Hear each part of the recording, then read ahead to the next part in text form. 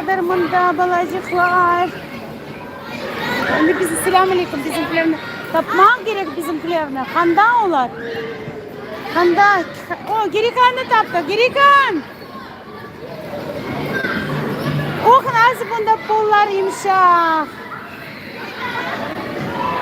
Gerikan.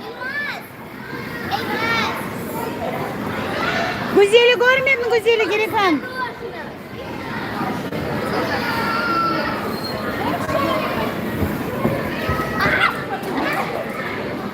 Oho nasıl bunda güzel. Nasıl bunda ya?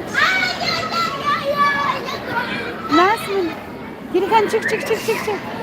Çık çık çık çık.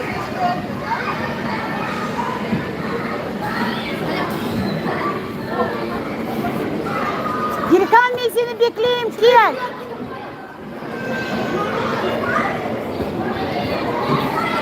Hatice.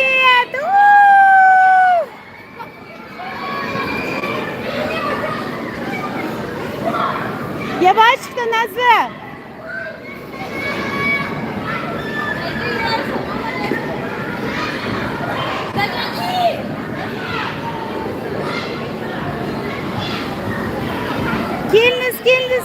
Geliniz.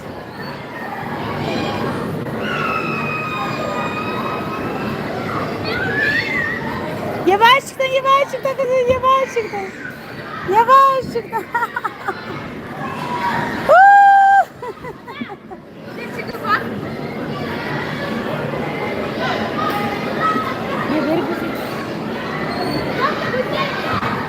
Güzel.